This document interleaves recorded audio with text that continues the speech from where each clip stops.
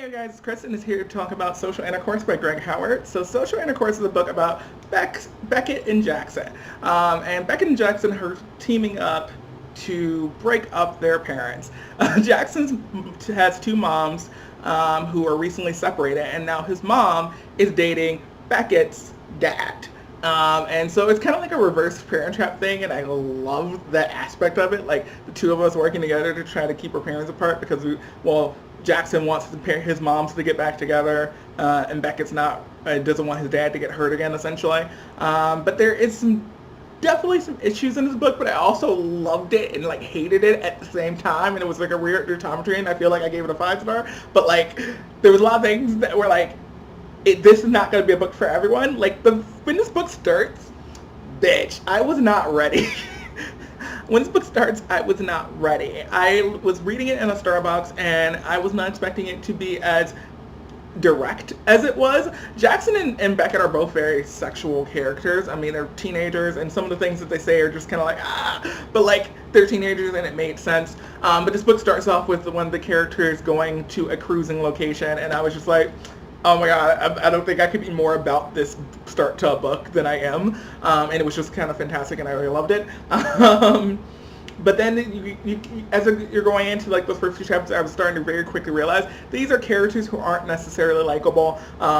There's some shitty characters in this book. There really are. There's some shitty characters in the book. I feel like the main characters aren't really that great enough and that likable for a large portion of the book, but they definitely grow over the course of the book. And you get to see why they are the way they are. At least I see it that way. A lot of the reason why they are as hardened as they are with Beckett, because those things that happened in his past. Same thing with Shelby, and with Jackson even. You get to learn, when you get to learn about his past, you really get to see the way that he is, the way that he is. And I don't know. I just really liked it as an overall way things link back into it. There is some biphobia in the book. And biphobia is so present in the queer community and with gay guys and even with lesbians, with straight people. There's so much biphobia, and so I was kind of like on this like line with it, where like some of the things Beckett said, I was just like, will someone please just call him out on this, please? Will someone just hey, this is the problem. Can you do that? But then there's also like multiple bisexual characters with one of the main characters, and also with the mother who's of the two Jackson's moms, the mom that separates and starts dating a guy. She's bi or somewhere on that spectrum, and there's a lot of things with that was like kind of like the way the characters saw them that was like an issue. But like, I don't know, just having that presence there. I don't know if that made any sense at all. Probably not. But like, I'm trying to not spoil anything, but then also so maybe if you guys want me to actually like highlight specific passages and explain more what I'm talking about, I can in the future for you guys. There's some other issues, like these characters are very shitty characters. There's things that they do that are going to frustrate you and might be things that some people would be like, nope, done with this book.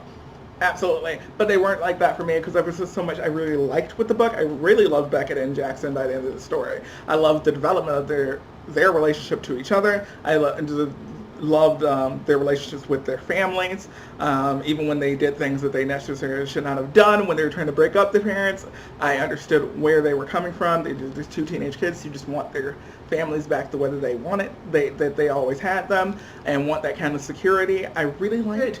I was all for the mischief, by the way. So much mischief. So much mayhem and their plans to break up their parents. I loved it.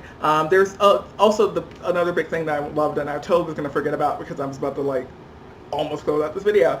There's a big religious thing with this book because like they're in the deep south. There's like the Holy Tabernacle Church and Pastor Doug and all his nonsense, and it's a big thing throughout the story because of this. They're in the South. They're dealing with a lot of discrimination, and Beckett experiences this with being gay and open, and then Jackson experiences this because he has two moms. Something I really liked about the way that they depicted it was they did have Shelby there, and Shelby is Beckett's best friend, who is also religious but also loves her best friend. So they showed the opposite, even if but I feel like they could have showed her a little bit more or had her talk about her religion a little bit more, and she was like, yes, I love Jesus, and this, when they were like, oh yeah, those Jesus freaks, when she was at like the P-Flag meeting or something like that, and she's like, hey, that's, and then I think one of the moms is like, yeah, but we don't mean you, we mean the people like this, and I wish they had done a little bit more with that, I think, because I loved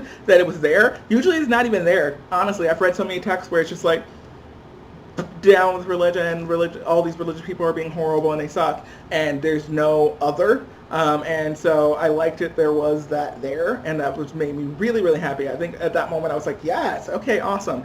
Also, Shelby's a great character. I love Shelby. She's a mess. But like, she's kind of the type of person I would have been friends with in high school, to be honest. So she reminded me of one of my high school friends a lot. And then I probably was just like, okay, yeah. But yeah, I really enjoyed this book a lot. I'm giving it 5 stars. I just hit the thing, but I'm pretty sure I'm giving it 5 stars. It'll go on my list of books that I want to own. I don't usually end up picking up too many of those a year that I've read at the library that I want to have on my shelf, but this would be really cool to have. Also, kind of interesting cover. I like it. I don't have a lot of people covers, or even people image covers. And also, I'm like looking at the image now, and I'm noticing like certain things. That's all I'm gonna say. But yeah, I really enjoyed it a lot. I hope you all check it out if it sounds of any interest to you. I don't think this is a book that is going to be for everyone though, so don't come yelling at me if you try it and you don't like it. I picked it up from the library. You can go and do that. There is a queer song of the day. Who knows what it is? I don't. There's been a lot of new music, which is so interesting because I had stopped watching Gay Music for 2 weeks and I came back and it was like, oh my god, what is all of this gay music? I don't know, basically. And I was amazed and I loved it and it was everything. So I'm going to probably put something new that I found from the Gay Music chart for the end of this video. I don't know what yet. I hope you guys enjoy what I did pick and I'll see you all in the next video. Bye. Ven, ven y toca, toca, vamos a perder la tropa. Ven, ven y